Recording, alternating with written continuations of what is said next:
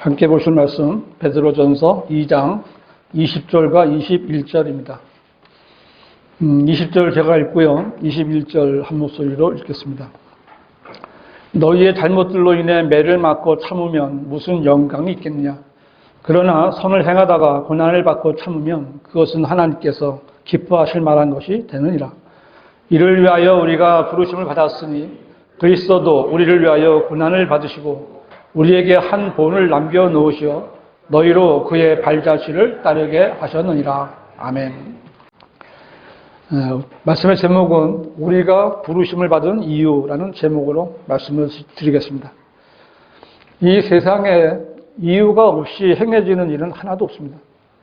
사람마다 무엇인가를 하는 것은 그것을 해야 하는 이유가 있고 무슨 일이 발생하면 거기에는 분명히 그 일이 발생할 만한 이유가 있는 겁니다.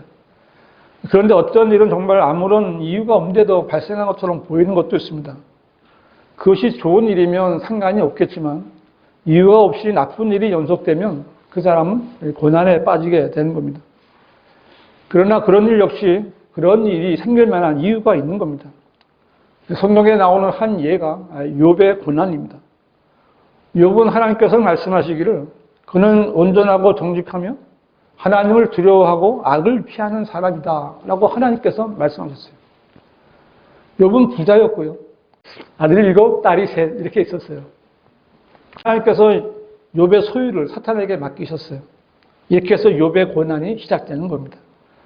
욥의 모든 재산은 불타거나 도둑들에게 다 뺏겼고 욥의 아들들과 딸들이 맏아들의 집에 모였을 때 집이 무너져서 10명의 자녀들이 다 한꺼번에 죽고 말았습니다. 욥은 그 이유를 알 수 없는 고난과 고통을 당하면서도 하나님을 탓하지는 않았습니다. 하지만 욥이 당한 고난과 고통은 보통 사람으로는 견디기가 참으로 큰 시련이었습니다. 그런 고난 중에 있는 사람이 인내해야 할 가장 어려운 것은 그 사람이 겪고 있는 불운을 그 사람이 저주받았다는 확실한 증거로 보는 사람들의 비웃음과 조롱입니다. 예수님께서 십자가에 못 박혀 계실 때에도 그랬어요. 지나가던 사람들은 주님을 모독하고 내 자신을 구원하라 라고 조롱했고 선임 제사장들과 서기관들과 장로들도 내가 이스라엘의 왕이라고 했으니까 지금 그 십자가에서 내려와 봐라. 내가 하나님의 아들이라고 했으니까 하나님께 구원해달라고 해라. 그러면 우리가 믿겠다. 주님을 조롱한 거죠. 심지어는 주님과 함께 양옆에 달려있던 그 살인자, 강도들까지도 예수님을 비난했습니다. 내 자신이 잘못한 것이 없고 옳다라고 알고 있는데 그 대가가 고통과 고난이라면 그때 나를 가장 괴롭히는 것이 그 고난만이 아니라 내가 사랑하는 사람이 나를 조롱하며 저주하고 배반하는 거예요. 우리가 하나님을 모르고 죄인으로 살다가 예수 그리스도의 복음을 통해서 구원받고 이제까지 살아왔던 것과는 다른 어떤 그리스도인의 모습으로 살아가는 것을 세상의 죄인들은 별로 좋아하지 않습니다. 우리가 교단교회 다니다가 진리를 알게 되고 성별하고 헌신하려고 할 때 이를 받아들이지 못하는 가족들은 좋아하지 않는 거예요. 오히려 조금만 잘못된 일이 있거나 모든 사람들이 하는 고생을 하는 것인데도 그렇게 했기 때문에 그렇게 잘못했기 때문에 하나님으로부터 벌을 받고 고난을 당하는 것이다 라고 비난하거나 조롱하는 거예요. 그럼에도 불구하고 이 그리스도인이 고난 가운데서 낙심하지 않는 것은 그리스도인이 받는 고난은 하나님께서 허락하신 것이다. 기본적으로 이렇게 해야 되는 거예요. 그리고 하나님께서 알고 계시는 고난이다. 이렇게 생각을 하셔야 되는 거예요.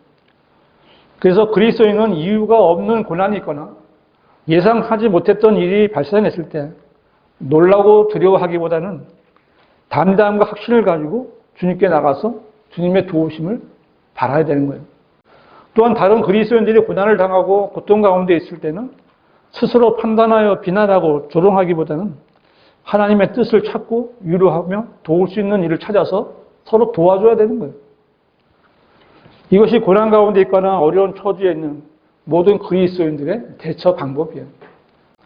오늘 본문의 20절을 보시면 너희의 잘못으로 인해 매를 맞고 참으면 무슨 영광이 있겠느냐.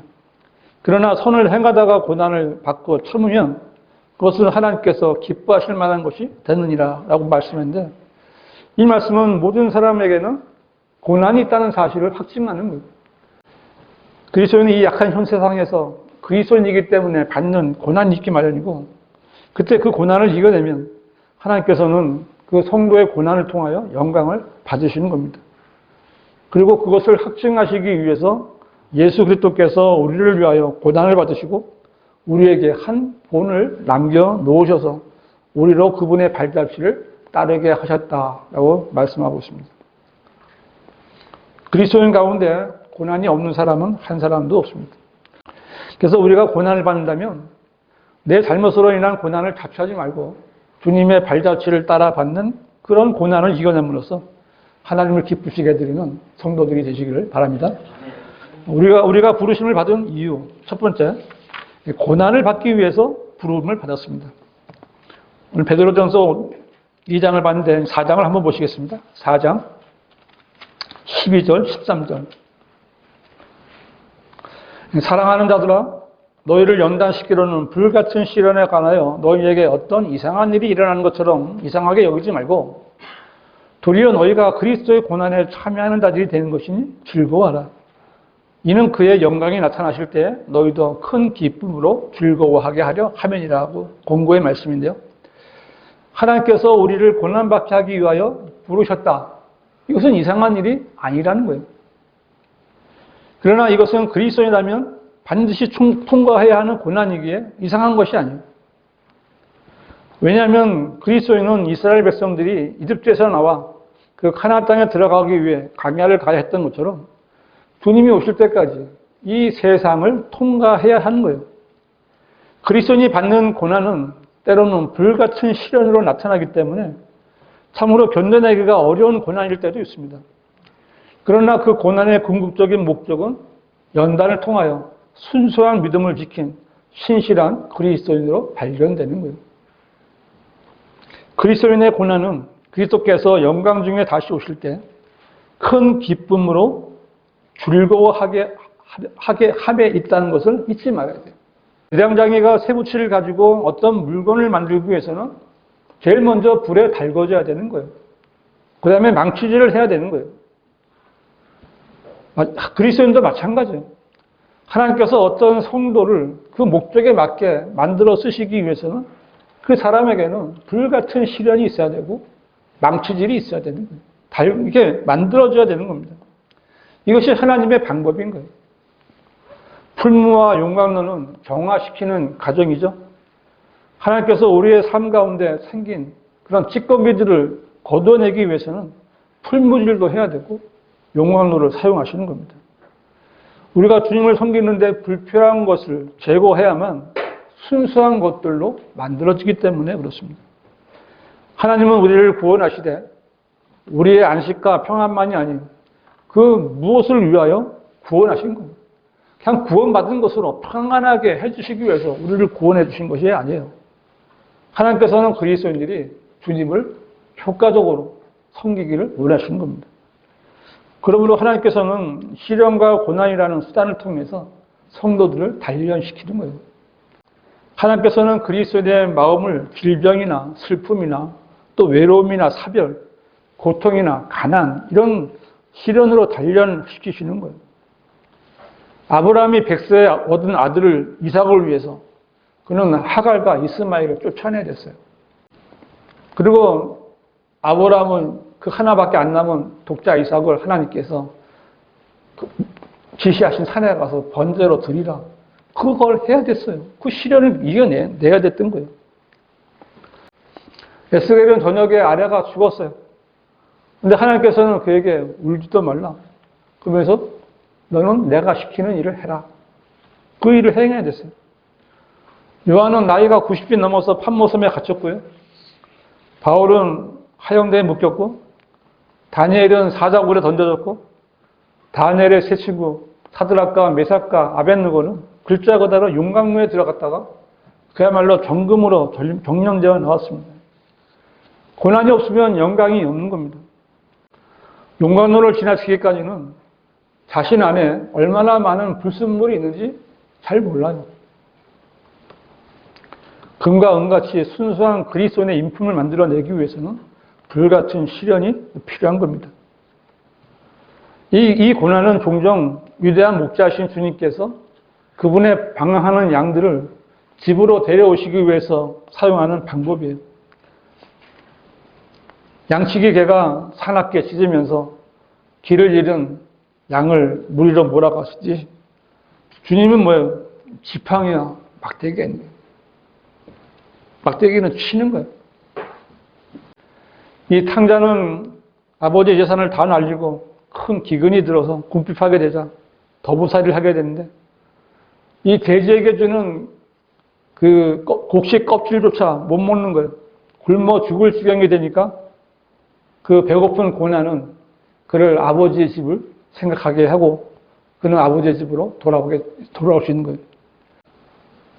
하나님께서 성도들에게 고난을 주시는 것은 하나님께서 어떤 뜻이 있으시기 때문에 그 일을 하시는 겁니다. 현재 성도가 가고 있는 그 길이 하나님께서 원하시는 그 길이 아닐 때 하나님께서는 바른 길을 알려주시기 위해 깨닫게 하시려고 경고하시기 위해서 고난을 주실 때가 있는 겁니다. 그런데 성도가 그것을 무시하고 계속 그 길을 가고 있을 때는 징계하시는 의미에서 고난을 가중되는 거예요. 성도가 고난을 통해서 하나님의 자상하신 뜻을 알게 될 때 하나님께 감사할 수 있게 되는 겁니다. 그 고난을 이겨낸 사람은 그 고난을 주신 하나님께 오히려 감사하게 되는 거예요. 그만큼 성장하는 거예요. 그래서 그리스도인이 당하는 고난에는 반드시 목적이 있는 겁니다. 하나님께서는 그리스도인 각인의 인생에 목적을 두고 계시죠. 성도들의 거룩함에 이르게 하시고 나쁜 습관을 고치고 경건한 삶을 살게 하고 세상을 사랑하지 못하도록 하시려고 고난을 허락하시기도 하고요. 또 고난을 당하는 다른 성도들의 아픔을 이해하고 기도해 줄 수 있는 그런 신실한 성도로 성장할 수 있도록 고난을 겪게 하기도 하시는 거예요. 모든 것을 아시는 하나님께서는 때로는 성도의 아픔을 아시면서도 고난을 허락하시는 겁니다. 그래서 여러분이 현재 어떤 고난 중에 있다면 그것은 우리가 부르심을 받은 이유 가운데 하나이고요. 하나님께서 우리를 선한 길로 인도하시는 자상한 손길이라는 것을 기억하고 일단 그 고난을 잘 이겨낼 수 있는 성도들이 되시기를 바랍니다. 우리가 부르심을 받은 이유 두 번째는 그리스도께서 순종을 배우셔서 고난의 본을 보이셨기 때문에 베드로전서 2장 21절 보시면요. 이를 위하여 너희가 부르심을 받았으니 그리스도도 우리를 위하여 고난을 받으시고 우리에게 한 본을 남겨놓으시오 라고 했는데요. 우리를 부르신 주님께서는 우리의 구원을 위하여 몸소 고난을 받으심으로써 그 모범을 보이셨는데 성경은 단순히 모범을 보이셨다고 표현하지 않고 한 본을 남겨놓으시오 라고 말씀했어요. 이 말씀은 주님께서 우리에게 이제 내가 하는 것을 잘 보라고 우리에게 구경만 하라는 것이 아니라 우리에게 주님께서 걸으셨던 고난의 길을 걸으라고 그 길을 걸으라고 본을 보이신 것을 의미하는 겁니다. 히브리서 5장 8절에 찾아보실까요? 히브리서 5장 8절. 그가 아들이면서도 고난받은 일들로 순종을 배워서 온전하게 되심으로 자기에게 순종하는 모든 사람에게 영원한 구원의 근원이 되셨고 했는데요. 예수님께서는 하나님이셨지만 많은 형제들의 첫 재생이 되시기 위해서 피와 살을 가진 한 아들이 되셔야 했어요. 예수 그리스도께서는 육체로 나타나신 하나님이시지만 또한 한 분의 완전한 인간이십니다. 그래서 예수님께서는 피곤하기도 하셨어요. 그냥 예수님께서 하나님이셨다면 예수님은 피곤하지도 않고 곤비하지도 않으셨을 거예요. 근데 완전한 인간이셨기 때문에 피곤하기도 하시고 목이 마르기도 하시고 그래서 그 사마리아 여인에게는 마실 물을 좀 달라 이렇게 말씀하기도 하셨어요. 만약에 하나님이시라면 목이 마르실 이유가 없잖아요. 쉬어야 할 일도 없습니다. 하지만 육신을 가지시고 인간의 속성을 가지신 예수님께서는 인간의 몸을 입고 오셔서 순종을 배우신 거예요. 그것도 인간과 마귀를 통한 시험과 고난을 통해서 순종을 배우신 거예요. 만일 예수님께서 하나님으로서 완전하시다면 시험받지 않으셨겠지만 예수님께서는 완전한 인간으로서 살과 피, 육체를 입으심으로 인해서 그 제한된 그런 상황에서 이 시험을 받으셔야 했던 겁니다. 예수님께서는 하나님의 뜻에 따라 순종을 배우심으로 모든 사람에게 영원한 구원의 근원이 될 조건을 온전히 갖추셨고요. 또 그 구원을 그렇게 고난을 통해서 완성하신 거예요. 예수 그리스도께서는 우리를 부르시고 우리를 구원하시기 위해서 한 사람으로서 고난의 본을 보이셔서 그것을 남겨놓으신 겁니다. 인간에게 있어서 가장 큰 비극은요, 자기가 하고 싶은 대로 하면서 살려고 하는 데서 시작이 되는 거예요. 인간이 자기가 하고 싶은 대로 살려고 시도한다는 것은 이미 패망의 길로 들어섰다는 것을 말해주는 거예요. 이런 사람들의 인생은 저주받은 인생이라는 것을 알아야 돼요. 그래서 인간이 가장 잘 사는 것은 하나님의 말씀에 순종하면서 하나님의 말씀대로 사는 거예요. 예수 그리스도께서는 자기 마음대로 살기를 원하는 죄인들을 부르시고 구원해 주시려고 하나님께 순종하심으로써 그 고난의 본을 보이신 겁니다. 이 하나님께서는 인간을 구원하실 뿐만 아니라 구원받은 성도들을 하나님과 특수한 관계를 맺게 하시려는 목적이 있으셔요. 주님께서 순종의 본을 보이심으로 이전에는 가능하리라고 상상조차 할 수 없었던 아주 새로운 관계가 형성된 것인데요. 하나님이신 예수님과 그리스도인들은 이제 아주 친근한 혈연 관계가 된 거예요. 그래서 히브리서 2장 11절에는 거룩하게 하시는 분과 거룩하게 된 사람들이 모두 한 분으로부터 나왔으니 그러므로 주께서 그들을 형제라 부르기를 부끄러워 아니하시고, 예수님은 이제 우리를 비록 더러운 죄인이지만 형님이요. 하여튼 형제예요. 근데 부끄러워하지 아니하신다는 거예요. 예수 그리스도께서 여자에게서 태어나심으로써 완전한 인간의 모습으로 우리와 같은 뼈와 우리와 같은 살을 입으셨고, 우리는 또 예수 그리스도를 통하여 하나님으로부터 태어나 하나님의 거룩하심의 동참자가 되고 그의 몸과 그의 살과 그의 뼈의 지체가 된 거예요. 가족관계가 이와 같이 맺어지게 되었고 이것이 하나님의 원래 목적이었어요. 그래서 그 목적이 성취된 겁니다. 누구든지 예수 그리스도를 구주로 영접하고 구원받은 사람은 하나님의 가족이 된 거예요. 이 하나님의 가족을 만드시기 위해서 고난의 본을 제일 처음 보이신 분이 바로 예수 그리스도이신 겁니다. 예수님께서는 이 가족들이 될 형제들을 위해서 잡히셨고 십자가에 죽기까지 고난을 당하셨어요. 그리하여 사람과 같은 모양으로 나타나셔서 자신을 낮추시고 죽음에까지 순종하셨으니 십자가의 죽음에까지라. 빌립보서 2장 8절 말씀이죠.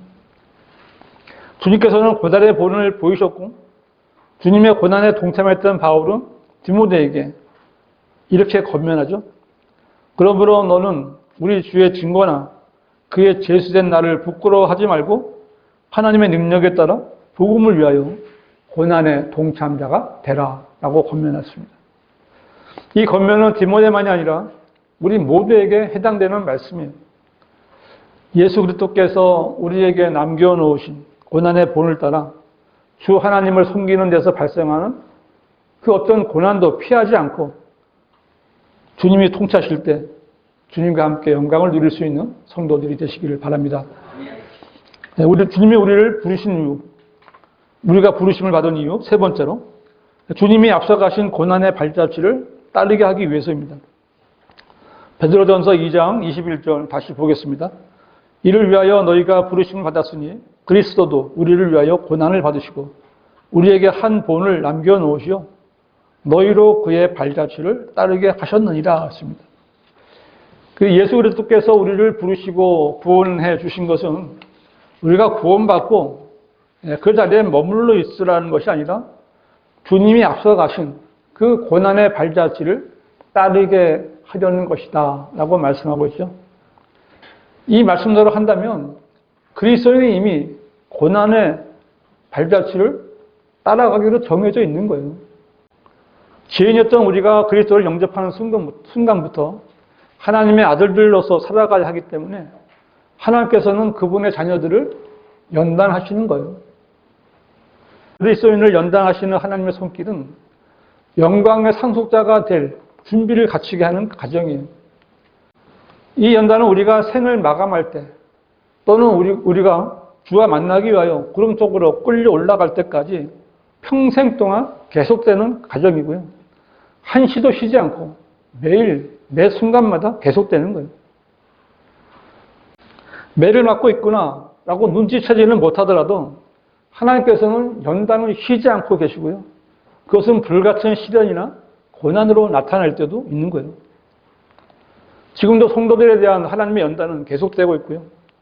이 과정은 그리스도인의 마청이 되신 첫째 생이신 예수님께서 먼저 받으시고 통과하신 거예요. 그거를 말씀하고 있는 겁니다. 많은 아들들을 데려오시기 위해서 구원의 대장이신 예수님께서 먼저 고난을 통해 완전해지셔야 했던 겁니다. 유대인의 왕으로 유대 땅에 오신 그리스도께서는 당시의 종교 지도자들에게 메시아가 아니라고 배척당하셨어요. 하나님이시면서도 하나님을 모독한 자라고 돌로 맞을 뻔하셨고 저주받으셨어요. 주님은 3년 반 동안 집도 없고 머리 둘 곳조차 없는 죄인처럼 쫓겨 다니셔야 했어요. 땀을 맞고 채찍으로 맞고 침뱉음을 당하고 수염도 뽑히고 가시 면류관을 쓰셔야 했어요. 옷도 벗기는 수치를 당하셨고 완전히 발가벗겨져서 극형인 십자가에 처형되시고 갈보리의 고통을 겪으셨어요. 이렇게 예수님께서는 마치 훈련소의 교관이나 교교처럼 그리스도인들에게 본을 보여주신 거예요. 그리스도인도 마찬가지예요. 그리스도인이란 주님이신 그리스도와 일치한 사람이란 뜻이죠. 그리스도인은 그리스도와 같이 일치하는 거예요. 그리스도인이 그리스도와 일치하려면 무엇보다도 고난을 받으신 그분의 길을 먼저 밟아야 되는 거예요. 성도들이 한 걸음씩 주님의 발자취를 따라갈 때 조금씩 주님과 일치되어 갈 수 있는 겁니다. 그러면 어떻게 하는 것이 그리스도인으로서 그리스도를 따라 그분의 고난에 참여하는 것인가? 주님께서는 마태복음 10장 38절에서 또 자기 십자가를 지지 않고 나를 따르는 자도 나에게 합당치 아니하니라 하고 말씀하셨어요. 따르는 발자취는 자기 십자가를 지고 가는 거예요. 마태복음 16장 24절에서는 누구든지 나를 따르려거든 자기를 부인하고 자기 십자가를 지고 나를 따르라고 말씀하셨어요. 십자가를 진다는 건 무슨 뜻이에요? 십자가를 진다는 건 죽음이에요. 이것은 주님을 위해서 죽도록 충성한다거나 죽기까지 신실하게 주님을 따른다. 이것보다 그 이상의 의미가 있는 죽음이에요. 그냥 주님을 이렇게 따라간다고 해서 우리가 죽는 거 아니잖아요. 근데 십자가를 지고 따라가는 것은 죽는데 그것도 그냥 죽는 것이 아니라 범죄자로 죽는 거예요. 예수님께서도 죄와 저주가 되셨기에 십자가에 달려 죽으신 거예요. 우리를 구속하시고자 우리의 죄와 저주를 모두 자신이 짊어지시고 죄인이 되셔서 십자가에 달리신 거예요. 이처럼 그리스도인이 주님의 고난에 참여하려면 먼저 스스로 범죄자가 되어야 되고 죄인으로서 죽어야 되는 거예요. 이게 그 발자취를 따라가는 거예요. 이 말씀대로 주님의 발자취를 따르는 그리스도인은 이 세상에서 범죄자가 되어야 돼요. 어떻게 범죄자가 되어야 될까요? 이건 어려운 일이 아닙니다. 그리스도인이 이 세상 가운데 들어가서 예수 그리스도를 증거하고 진리 안에서 하나님만을 섬기면 그는 세상에 대하여 범죄자가 되는 거예요. 그리스도인이 세상 사람들과 전혀 다른 길을 걸으면 세상은 그리스도인을 죄인으로 취급하는 거예요. 하나님께서는 동성연애를 가증한 죄악이라고 했는데 세상은 성소수자의 권리라고 말하면서 동성연애를 죄라고 말하는 그리스도인을 죄인 취급하고 벌금을 물리고 감옥에 집어넣는 거예요. 인본주의자들은 거리 설교자들이 거지 모퉁이나 강당에서 구원받지 않으면 지옥에 간다고 외치고 복음을 증거하고 예수 그리스도를 믿고 구원을 받으라고 촉구하는 것을 보면 인류에 대한 증오심을 표출하는 것으로 간주하는 거예요. 그래서 그들은 거리 설교자를 범죄자로 취급하여 체포하고 벌금을 물리는 거예요. 바울도 주님의 발자취를 따라서 감옥에 갇혔다가 목배임을 당했죠. 야고보도 목배임을 당했습니다. 그들은 범죄자로 죽은 거예요. 이 사도들만이 아니라 수많은 신실한 성도들도 믿음을 지키고 진리를 수호하고 말씀을 지키려다가 감옥에 갇히고 고문당하고 하영대에서 불에 태워지고 때로는 사자에게 던져지고 독사가 든 자루 안에 넣어진 채 물에 던져지기도 했어요. 이들은 그리스도의 고난의 발자취를 따라갔고요. 그 일로 인해서 범죄자가 되어 죽음을 맞이했던 거예요. 그런데 지금은 이러한 박해가 없어요. 우리가 거리에서 설교를 해도 무슨 신고를 하고 경찰이 와도 조금만 하세요. 이러고 가고 끝이에요. 박해라고 할 수는 없죠. 그렇다고 해서 그리스도인이 그리스도의 발자취를 따라가는 것을 멈춰서는 안 되는 거예요. 진리로 주님을 섬기고 그리스도의 복음을 외쳐봐야 돼요. 그러면 고난이 있게 될 거예요. 주 하나님께서는 예수 그리스도의 죽음을 기뻐하시고 주님을 고난에 두셨다라고 성경은 말씀하고 있죠. 예수님께서도 하나의 밀이 땅에 떨어져 죽지 아니하면 하나의 그대로 남아있지만 죽으면 많은 열매를 맺을 수 있다라고 말씀하셨어요. 그렇게 해서 주님이 죽으신 것이라면 우리가 그리스도의 고난에 참여하는 것은 복음을 전해서 주님이 죽으신 그 목적을 이루어야 되는 거예요. 많은 열매를 거둬야 되는 거예요. 이것이 그리스도의 발자취를 따라가는 길이에요. 여러분은 그리스도께서 앞서가신 그 발자취를 따라가고 계십니까? 그렇다면 그분이 영광 가운데 나타나실 때 여러분도 큰 기쁨으로 함께 즐거워하게 될 거예요. 결론적으로 우리는 모두 고난 가운데 이 세상이라는 강야를 통과하고 있습니다. 성경은 가까운 미래에 무슨 일이 일어날 것인지에 대해 모든 성경들을 믿는 사람들에게 말씀하시고 있어요. 얼마 남지 않았습니다. 그러면 우리는 어떻게 해야 돼요? 조금만 더 견뎌내자. 조금만 더 견뎌내십시오. 이것이야말로 고난받는 그리스도인이 해야 될 일이에요. 저는 여러분 개개인이 어떤 환경에서 어떤 고난 가운데 있는지는 잘 알지 못하고요. 제가 여러분에게 어떤 고난이 있다는 사실을 알았더라도 제가 할 수 있는 그런 위로도 한정되어 있습니다. 하지만 분명히 말할 수 있는 것은 우리가 어떤 상황에 처해 있든지 주님께서는 이 고난을 통과해서 할 수 있게 해 주실 수 있다는 거예요. 주님이 우리 손을 이끌고 가시는 거예요. 왜냐하면 우리는 주님의 생명보다도 더 귀중한 존재들이에요. 주님께서 자신의 피를 주고 우리를 사주신 존재들인 거예요. 그냥 내버려 두려고 그렇게 하셨겠어요? 그래서 우리가 그리스도인에게 받는 고난이 있다면 그것은 자랑스러운 일이지 결코 부끄러운 일이 아닌 거예요. 그리고 고생이 끝나면 보람이 있어야 되는 거예요. 우리의 고난은요, 보람으로 끝나야 돼요. 그 고난을 겪으면서도 아무것도 배우지 못하고 아무것도 건지지 못하면 헛고생을 하는 것과 똑같은 거예요. 우리가 겪지 않아도 될 고난은 피하는 것이 좋습니다. 우리가 괜히 죄를 지어서 고난을 당할 필요는 없어요. 고난이 닥치지 않도록 죄에서 피해야 돼요. 탐욕이나 불신에서 떠나야 돼요. 하나님 앞에서 겸손해야 됩니다. 성경대로 믿는 그리스도인으로서 살아야 되는 거예요. 그래도 고난이 있으면 이것은 하나님께서 나를 연단시키려고 주시는 약이라고 생각하고 빨리 이 고난에서 벗어나게 해주시라고 기도해야 돼요. 인생은 순간이에요. 이 순간을 편하게 지내기 위해서 영혼을 손해보는 그런 어리석은 사람이 우리 가운데 한 사람도 있어서는 안 돼요. 여러분은 영생을 믿으시잖아요. 그렇다면 그리스도인의 고난을 즐거워하고 기뻐해야 되는 거예요. 이건 제 말이 아니라 성경이 오늘 읽은 거예요. 주님의 고난에 동참함으로써 영원한 생명을 살 때 하나님이 주시는, 인간이 주는 것은 쓸데없어요. 예수 그리스도께서 나타나실 때 너희가 받을 존귀와 권세와 영광 약속되어 있잖아요.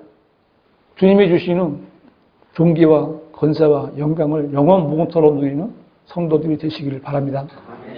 고난을 받으셔야 됩니다. 들고 가십시오. 기도하시겠습니다.